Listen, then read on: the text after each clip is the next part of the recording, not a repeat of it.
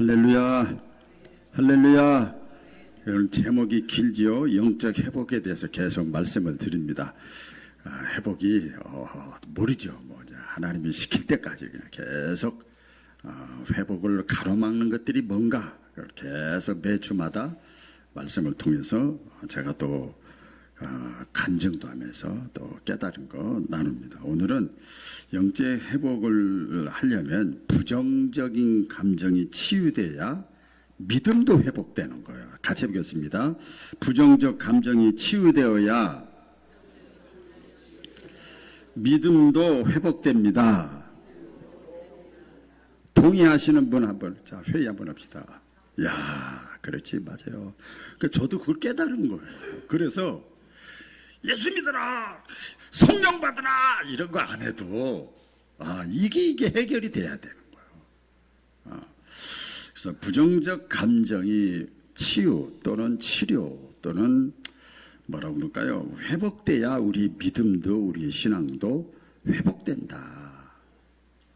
지금 이게 그 청문회를 이렇게 거의 다 마쳤죠. 각 장관들 쭉 이렇게 청문회 이렇게 국무총리부터 쭉 하는 걸 이렇게 시간 나는 대로 잠깐 봤는데요. 자료, 근거, 영상 그 야당에서 막 그걸 해요. 증거하고 제시하고 그래요. 그러면 그 얘기를 들으면 국무부 국무위원이 대답할 시간도 별로 안 줘. 국민들이 들어야 되니까 언론 플레이하니까 막 얘기를 해요. 가만 두면 아니 저렇게 저런 사람이 장관 후보란 말이야. 나쁜 사람이네. 그 야당 그 국회의원 얘기를 들어보면 그냥 어떻게 막 들으면서도 화가 나. 막 화가 나. 못칠 사람이네. 그렇게 하다가 또 다시 또 여당 사람들이 또 근거 자료 돼가지고 거기에 대해서 또 얘기를 괜찮네 또 이렇게 해요. 참 우리가 거기서 우리가 듣고 보고 이러는 거 보면서 감정이 막 나쁜 사람이네, 그렇다, 괜찮네, 막 이렇게 돼요. 이 감정이라는 것이 굉장히 중요해요. 어떤 제가 그 전에 목회했다는 이제는 우리 교회에서 20여 년 됐지만 그 전에 광주에서 목회할 때 그때 당시에 50대 후반 되신 분 같아요. 여자 성도님 안수 집사님이 있었는데 남자 집사님이 있었는데 그분이 그 대화를 나누는데 그런 얘기를 하더라고요. 목사님, 제가 교회는 지금 다니는데요. 기도하는데 옛날 제가 눈물을 많이 흘렸었거든요. 지금 눈물이 한 방울도 안 나요. 그런 얘기를 해요. 그리고 교회에서 이게 찬양하잖아요. 찬송하고 찬양하고 하잖아요. 그러면 가사가 하나도 마음에 안 들어와요. 그리고 다른 분들이 이렇게 막 손들고 막 찬양하고 눈물을 기도하면 나도 저럴 때가 있었는데 그런 생각이 든대요. 그런 얘기를 하고요. 또 죄송한 얘기인데 목사님 제가 참 좋은데요. 목사님하고 상관없이 말씀을 들어도 말씀이 안 들어와요, 하나도. 그리고 이 예배를 이게 주일날 교회에 나와서 예배 드리고 또 공예배도 이렇게 제가 예배 드리잖아요. 그런데요, 이건 사모에서 오는 게 아니라 안 가면 벌 받을 것 같고 꺼림직하고 그래서 기계처럼 다니는, 예배가 즐거워야 되고 행복해야 되고 막 기대가 돼야 되고 그러는데 습관적으로 이렇게 해요. 식사하면서 그런 말씀을 하시더라고요. 그래서 다 얘기할 수는 없습니다만은 저는 알죠. 저는 알아요. 가정도 괜찮고 자녀도 괜찮고 다 괜찮거든요. 일반적으로 볼 때. 그런데 감정이 눌려 있어요. 감정이 눌려 있고 메말라 있고 병들어 있어. 마음이 깜빡해졌어요. 사람이 나쁘진 않아요. 굉장히 인격적이고 좋은 분이거든요. 그 마음, 이 감정이 이렇게 눌려 있는 거예요. 눌려 있는 거예요. 이렇게 시대, 환경, 사람 모든 것 속에서 눌려 있어가지고 회복이 안 된 거예요. 그러면 그런 현상을 겪게 됩니다. 오늘 제가 이렇게 쭉 이렇게 한번 좀 될 수 있으면 잔잔하게 말씀을 좀 나누려고 그럽니다. 우리가 그 감정은요, 우리 신앙생활 하는 데 있어서 굉장히 중요한 요소입니다. 우리 여기 30, 40대 별로 없지만 그래도 40대, 30대 몇 사람이 있는데요. 30, 40대는 인생의 그 초반을 지나서 중반을 준비하는 시기잖아요. 20대는 탐색기라고 그래요. 20대는 이거 다 가져가 달까봐 탐색이 달라서 이제 30대가 되면 직장이든 가정이든 꾸리게 되잖아요.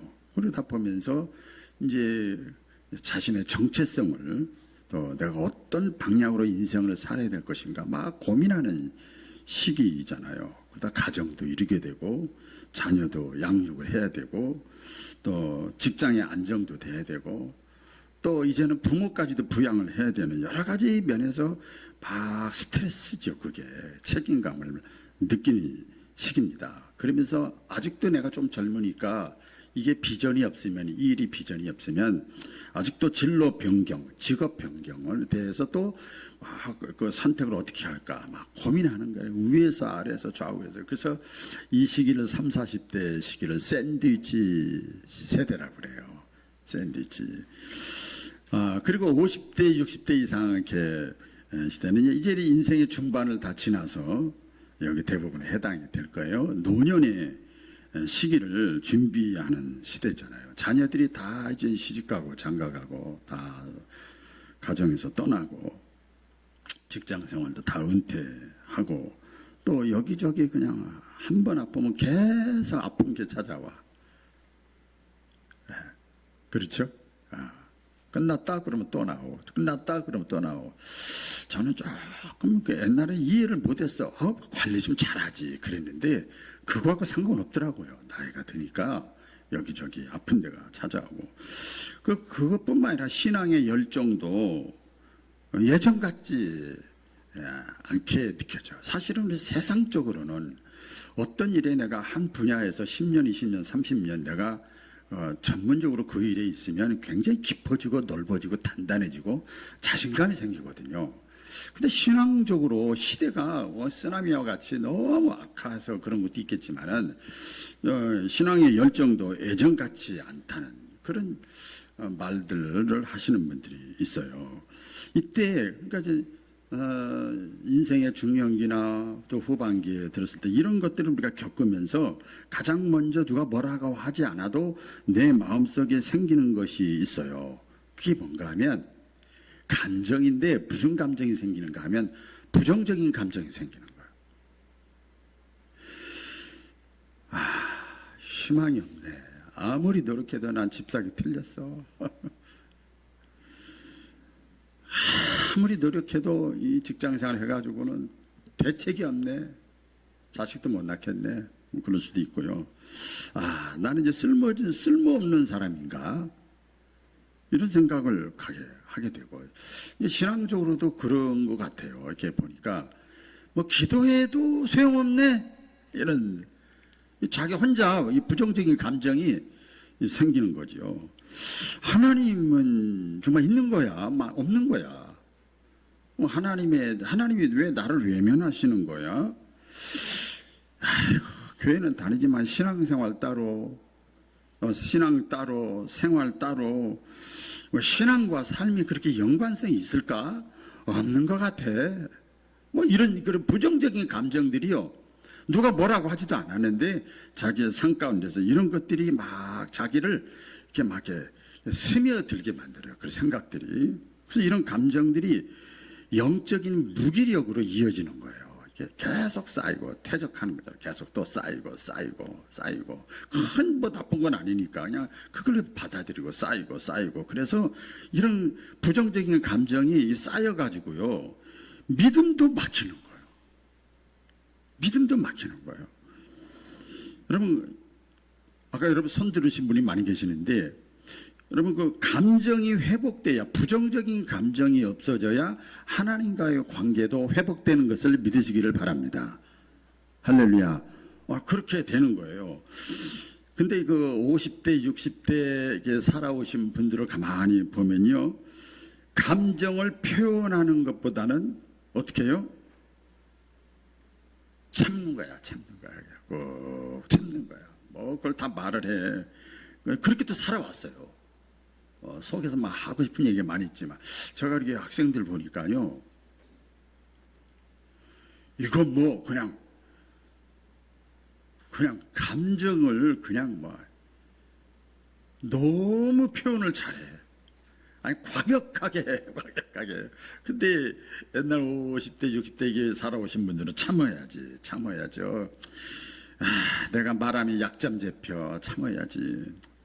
그렇게 내가 말하면 사람들이 나 믿음 없다 그럴 거야. 이제 그럴 수도 있고요. 그래서 그런 그 부정적인 감정들이 내가 막 이게 올라오는데 그걸 또 삭히고 하다 보면 이 감정이 어떻게 되는가 하면, 이 부드러운 감정은 아주 예민한 거거든요. 이것이 돌같이 단단해지는 거예요. 원래 그런 사람이 아니었는데 그걸 자꾸 남편에게, 자식에게, 건강으로, 삶에 이런 것들을 쌓이고 하다 보면 이 돌같이 감정이, 아까 우리 찬양, 어떻게 그 찬양을 했는지 몰라요. 돌 같은 내 마음, 이 감정이 돌과 같이 단단해지는 거죠. 그런데 성경의 시편의 어떤 성도는 시편 기자 다윗도 될 수 있고요, 자신의 감정을 숨기지 않고 하나님 앞에 솔직하게 다 고백을 합니다. 이런 고백이에요. 한번 다 같이 읽어볼까요? 시작. 내 영혼아 어찌하여 낙심하며 어찌하여 불안해하는가. 누가 누구한테 하는 소리예요 이게? 자기가 자기한테 하는 소리야. 은하마, 여러분 이름 되시는 거예요. 내 영혼아 어찌하여 낙심하며. 지금 그 얘기는 지금 자기가 낙심하고 있다는 거예요. 내 영혼아 어찌하여 불안해하는가. 그걸 기도 중에 다 토해내는 거예요. 하나님 낙심돼요. 하나님 불안해요.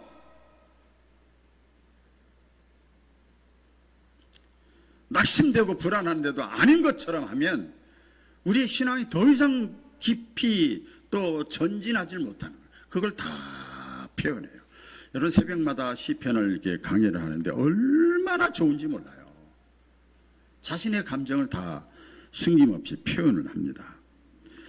그래서 감정은 우리 사람이 이 날씨를 보니까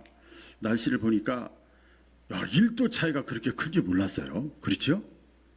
30도하고 31도하고 32도하고 뭐 1도 차이 별거 아닌가 그랬는데, 이번에 그 날씨를 보니까, 그래서 그전에는 그냥 더워 여름이야 그랬는데 지금은 달라졌어요.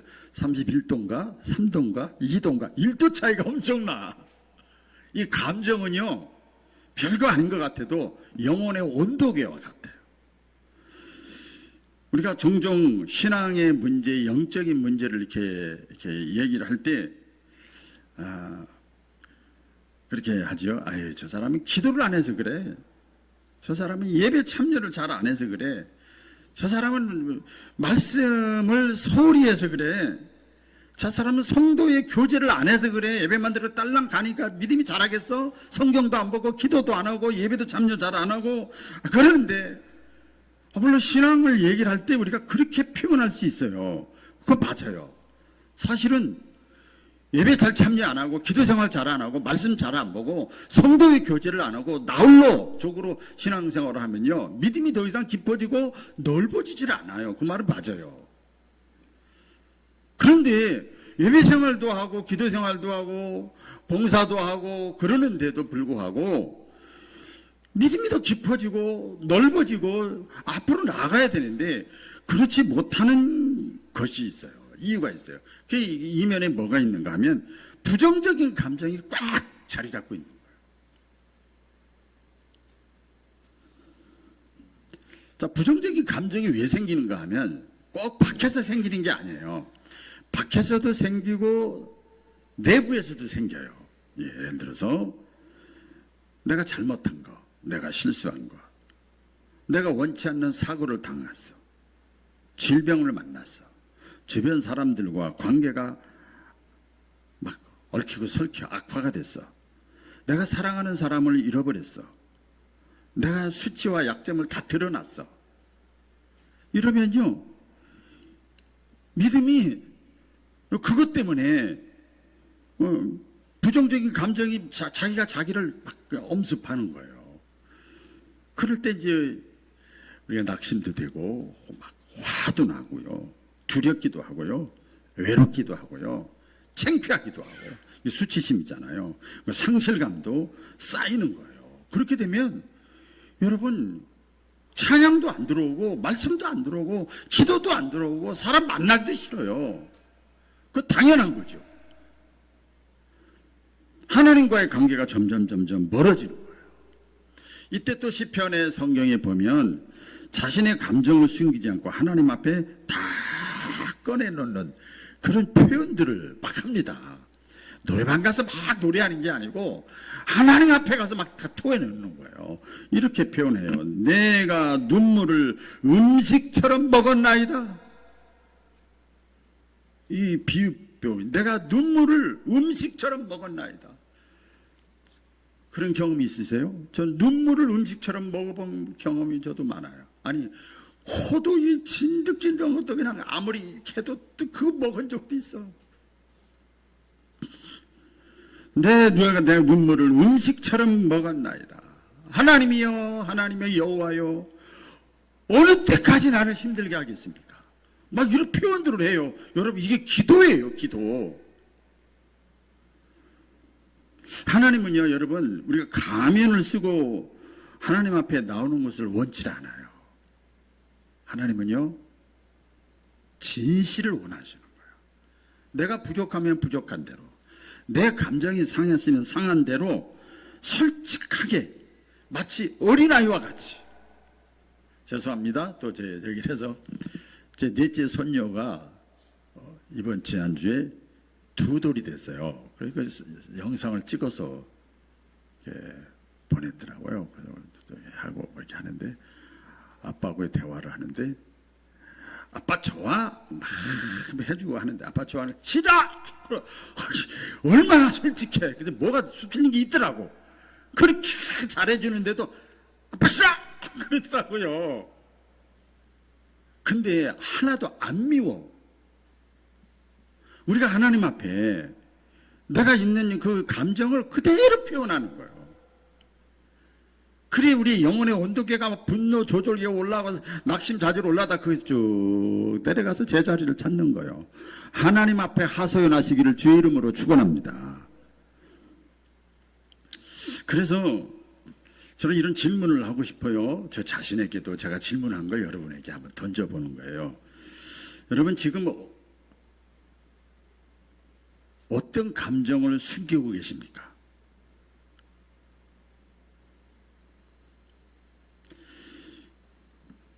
여러분들이 그 감추고 있는 그 감정 때문에 여러분의 믿음과 삶에 어떤 영향을 끼치고 있습니까?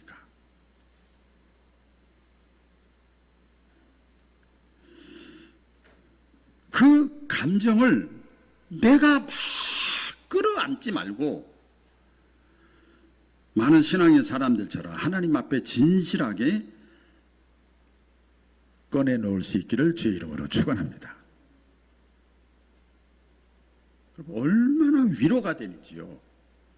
얼마나 힘이 나는지요. 상상도 못한 평안과 기쁨이 내 마음속에 막 찾아와요. 남편, 자식, 아내, 친구, 거기서 얻을 수가 없어요. 주님 앞에 다 토로해 놓으면 상상도 못하는 평안과 기쁨이 내 마음속에 찾아와요. 그래서요, 우리가 감정이 회복이 되면 곧바로 하나님과의 관계도 빠르게 회복이 되는 거예요. 할렐루야. 예수님도 성경에 보면 자세히 나와요. 그 공간복음에 보면 자신 속에 있는 인간적인 감정들을 다 표현하고 다 느낍니다. 누가 그랬다고요? 예수님도. 성경에 보면 예수님도 눈물을 흘리시고, 때로는 뭐 가슴도 아파하시고, 때로는 막 슬퍼도 하시고, 때로는 막 화도 내시기도 하시고, 때로는 또 고독을 씹으시고 외로운 모습을 보이시기도 하시고. 예수님도 그것이 이 공간복음에 보면 다 표현돼요. 그래서 예수님이 좋아. 그래서 예수님이 인간적인 면이 있어서 좋아. 예수님이 하나님만 되면 너무 멀잖아.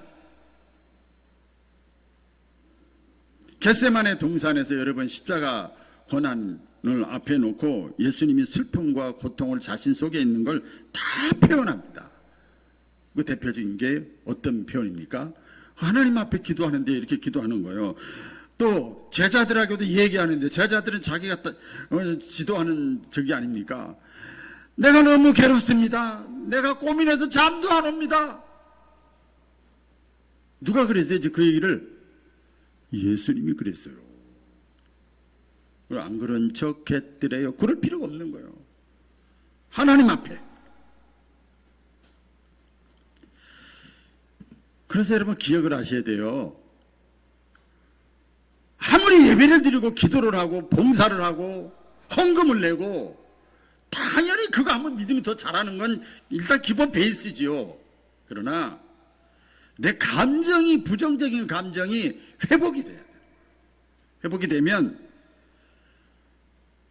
찬양의 가사가 들어오고 말씀이 들어오기 시작하고 깨달아지기 시작하고 기도할 때 평안이 찾아오고 감사가 오고 눈물이 나는 거예요.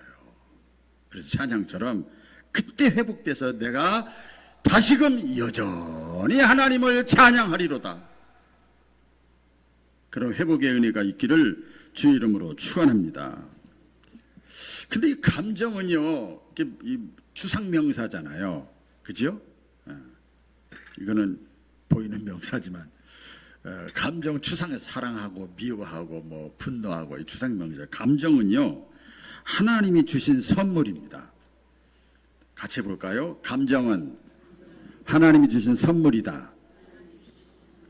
하나님께서 우리 인간을 창조하실 때 특별히 주신 축복 중에 하나가 뭔가 하면 감정이에요. 감정. 지정의가 있잖아요. 이성적으로 생각할 수 있는 이성 이거 있잖아요. 그리고 느낄 수 있는 감정, 이 감정은 하나님의 창조의 선물이에요. 이 감정을 통해서 하나님이 저와 여러분을 이렇게 이끌어 가시는 경우가 많이 있죠. 우리 사람들이 보통 보면 뭐 기쁜 일이 있으면 뭐 기뻐하고 웃고, 또 슬프고 괴로운 일이 있으면 눈물도 흘리고, 또 사랑하고 기뻐하고 막 이런 감정들이 있어요. 이런 것들을 다 뽑아내고 느끼고 이러면서 그 사람의 삶이 풍성해지는 거예요. 그래서 멋진 환경도 보고 혼자 있는 시간도 가져보고 이러면서 감정이 풍성해지는 거예요. 전도서 3장 4절에 보면 이렇게 기록되어 있습니다. 또 다 같이 읽어볼까요? 시작.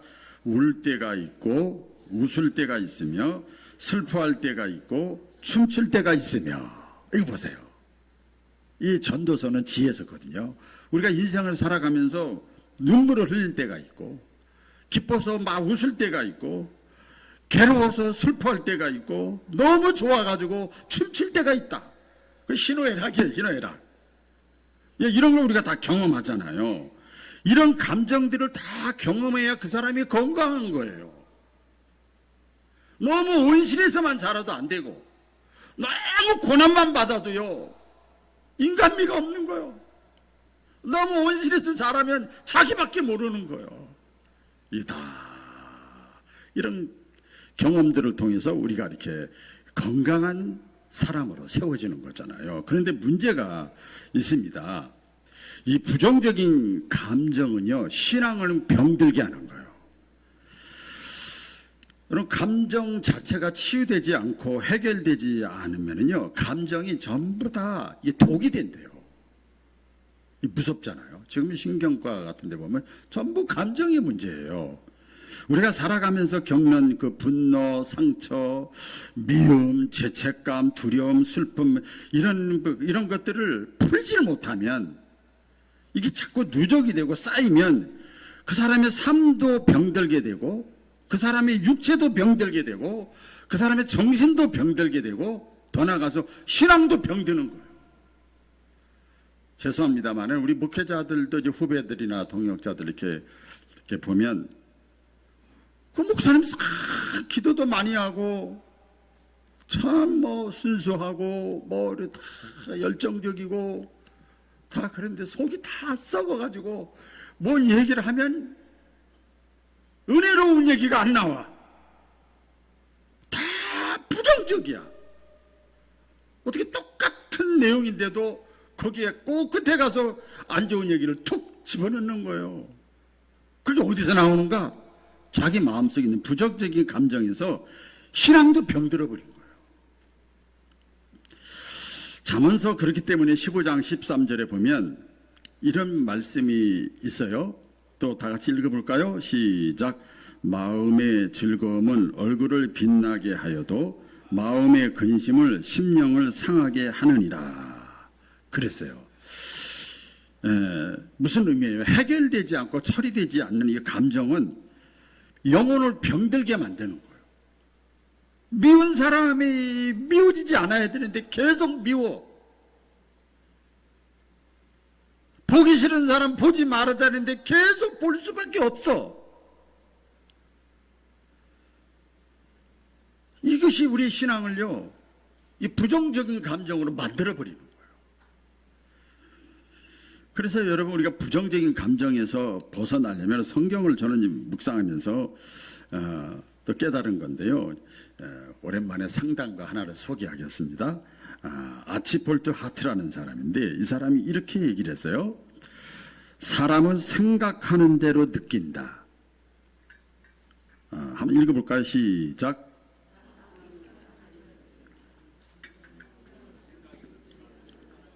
유명한 얘기예요, 상담은. 여러분들이 우리가 생각하는 대로 느껴. 아름답다 이렇게 하는 사람이 있고 슬프다 하는 자기 감정대로 느낀다는 거예요. 이 감정이 어떻게 이렇게 가는가 하면 감정이 운전하는 대로 생각이 같이 움직여가는 거예요. 이런 거죠. 부부간에 대화를 나누다가 내 말을 무시했다고 느꼈을 때 저 사람이 나를 무시했어. 그럼 감정이 팍 올라오잖아요. 우리가 그죠? 생각이 분노를 일으키는 거예요. 그러다가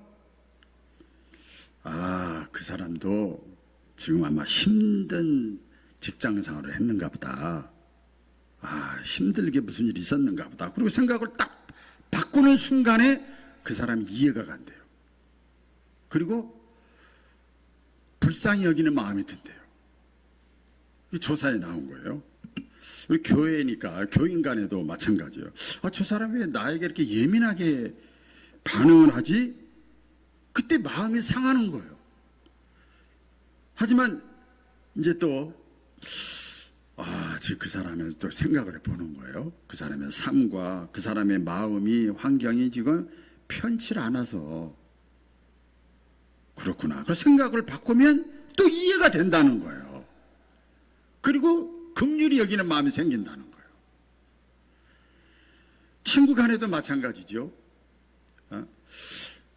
아니 나하고 친구니까 1, 2년 사귄 친구가 아니잖아요. 몇십 년 동안 친구가 평범하게 재미난 얘기, 평범한 얘기를 그렇게 했는데 왜 화를 낼까? 그럼 나도 같이 화내고 싶은 마음. 내가 뭘 잘못했어? 그렇게 의문이 들다가도 지금 저 친구 자신의 상황이 내세울 것이 없으니까 자존심이 상해서 그렇게 예민하게 반응하는가 보다. 그러니까 생각을 바꾸면 갑자기 미안한 생각이 들고 이해가 된다는 거예요. 저는 그 경험을 여러 번 했어요. 왜냐하면 제가 인천에서 자랄 때 어렵게 자랐거든요. 이렇게 중학교를 이제 고등고등학교를 다녔어요. 그 친구들이 어릴 때 친구들이기 때문에 너무 친해요. 그래서 제가 고등학교, 대학교 마치고 그 다음에 전도사가 돼가지고 충청도에서 목회하다가 명절 되면 어쩌다 인천을 가서 친구들도 만날 거 아닙니까? 근데 그 친구들을 고등학교 나온 친구가 거의 없어요. 직장 생활에 다. 그럼 만나서 이렇게 대면하게 얘기를 하는데 친하니까 이제 옛날 생각하고 만나는 거잖아요. 다 말도 그 톤으로 하잖아. 다 옛날 톤으로. 그죠? 전도사님 같이 하지 않잖아요. 그래서 뭐 얘기하다가 아주 가만히 있어. 네가 뭘 한다고 그래. 욕도 아니고 아무것도 아니고 이거는 진짜 스쳐 지나가는 얘기인데 그게 걸렸네.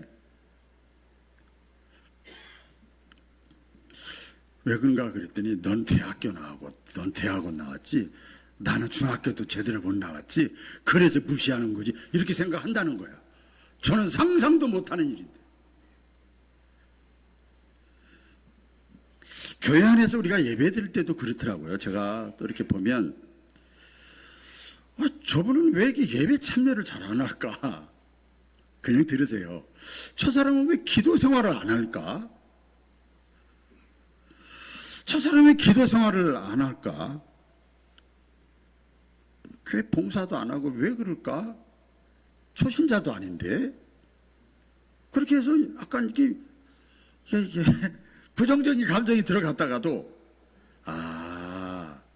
저 사람은 영적인 어린아이구나. 아주 신앙적인 체험이 없어서 그렇구나.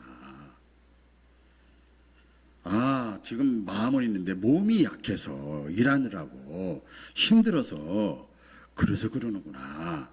이렇게 조금 그 사람의 입장에 들어가서 생각을 바꾸게 되면 이해가 되고 오히려 나중에 감사하더라고요. 교회 나오는 것만으로도 감사하고 부인이 교회 나가는 거 반대만 안 해도 감사해. 그 감사하더라고. 이렇게 생각이 바뀌면 부정적인 감정에서 미운 생각에서 서운한 생각에서 완전히 달라지는 거예요. 제가 막 기도를 많이 해서 그런 게 아니고. 그래서요, 우리 감정은 우리 생각을 통해서도 이렇게 변화가 될 수 있지만 행동을 통해서도 회복이 될 수 있습니다. 어떤 때는 생각 가지고도 안 되면 행동을 해야 돼요. 어떻게 하냐면 사랑하는 것처럼 따라해 보겠습니다. 사랑하는 것처럼. 다시 한번 사랑하는 것처럼.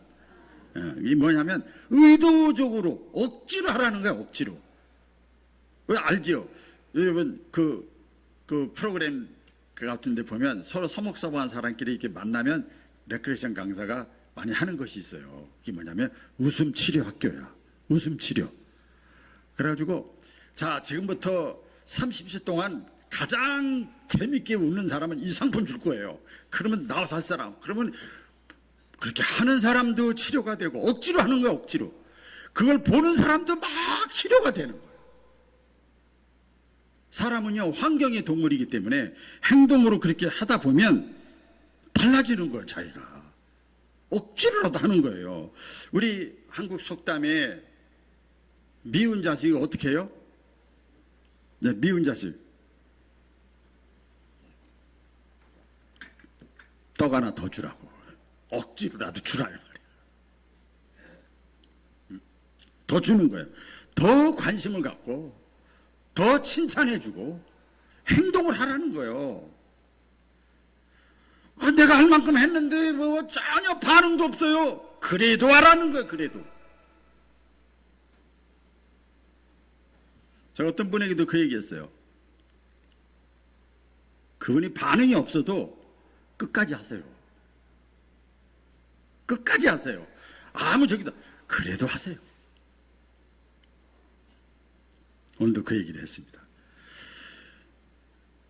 부부 사이에도 감정이 이렇게 막 메마르고 권태기가 생겨 사랑이 막 식어지고 막 이랬잖아요. 여러 가지 원인이 있잖아요. 그러면 이렇게 보니까요. TV에 그런 프로그램이 많이 나와요. 사랑하는 척 하라는 거야. 행동으로. 사랑하는 척 하는 거예요. 행동을 자꾸 하면요. 다시 그게 회복이 된대요. 의도적으로 손을 잡고 스킨십하게 만들고 손 잡고 뛰기 만들고 막 행동하는 거예요. 그러다 보면 이게 회복이 된다는 거예요. 이 연구가들의 결과 발표예요. 친절한 말 한마디, 배려하는 행동, 상대방의 감정을 이렇게 움직이는 거예요. 그래서 요한일서 3장 18절에 이렇게 말씀하잖아요. 그래서 자녀들아, 우리가 말과 혀로만 사랑하지 말고 행함과 진실함으로 하자. 말과 혀로만 하지 말고 행함과 진실함으로 하자. 메시지가 뭐예요? 내 사랑의 행동을 막 억지로라도 하면 감정이 회복된다는 거예요. 이제 말씀을 마치면서 결론을 지으려고 그래요. 이 부정적인 감정을 이렇게 회복한다고 그럴까요? 치료할 수 있는 가장 모범 답안이 뭐냐? 따라해 보겠습니다. 십자가. 다시 한번 십자가. 뭐 생각을 바꿔야 된다, 말을 이쁘게 해야 된다, 뭐 행동을 해야 된다, 그런 감정 회복도 맞아요, 다. 이제 어떤 면에서 보면 일반 그 학문적인 얘기라고도 볼 수 있어요. 우리가 실제로 경험하기도 하고. 그런데 보니까요, 오래가지 못하더라고요, 이게. 오래가지 못해. 또 맞춰줘야 돼. 또 해야 돼. 오래가지 못해요. 그러나 여러분, 진정한 이 감정의 치유는요, 예수님의 십자가를 생각하면 다 해결됩니다. 할렐루야. 예수님의 십자가를 생각하면요, 금방 회복이 돼요. 그리고 이것이 평생 갑니다. 평생. 이사야서 53장 5절 오늘 본문 아닙니까? 그가 찔림은 우리의 허물 때문이요, 그가 상함은 우리의 죄악 때문이라. 그가 징계를 받음으로 우리가 평화를 누리고 그가 책지기에 맞음으로 우리는 나음을 입었도다. 우리가 평화를 누리고 우리가 나음을 입고 우리가 회복된다. 누구 때문에? 예수님 때문에. 그래서 예수님이 십자가 앞에 모든 걸 다 내려놓는 거예요. 아시지요? 예수님이 십자가 앞에 다 쏟아 놓는 거예요. 신앙의 경주를 할 때 힘들고 어렵고 무겁고 올가매고 죄짓게 만들고 모든 무거운 것과 얽매이기 쉬운 죄, 이게 죄라고 그랬잖아요. 이것을 주님 앞에 다 벗어놓는 거예요. 예수님이 십자가 앞에 벗어놓는 거예요. 그리고 믿음의 주여 온전케 하시는 예수를 바라보라. 그러면요, 언제 그래서 다 사랑스러워. 마음의 평안이 찾아와. 우리 찬송가 있잖아요. 겟세마네 동산에 주를 생각할 때에 수치됨과 아픈 것, 수치됨과 아픈 것, 상한 감정, 분노, 낙심, 이거 못 견딜 수 있을까? 우리 그 옛날 얘기 있잖아요. 우리 연변에서는요, 이거는 아무것도 아니에요. 그러고 있잖아요. 예수님의 십자가를 생각하면 내가 지금 겪는 것은 아무것도 아니야. 오히려 감사해. 더 센 것이 안 오니까. 감정의 회복은 그래서 영적인 회복입니다. 단순한 심리 치료가 아니라 우리가 신앙을 회복하기 위해서 중요한 열쇠가 뭐냐? 우리의 감정, 부정적인 감정이 예수님을 바라볼 때 회복이 되는 거예요.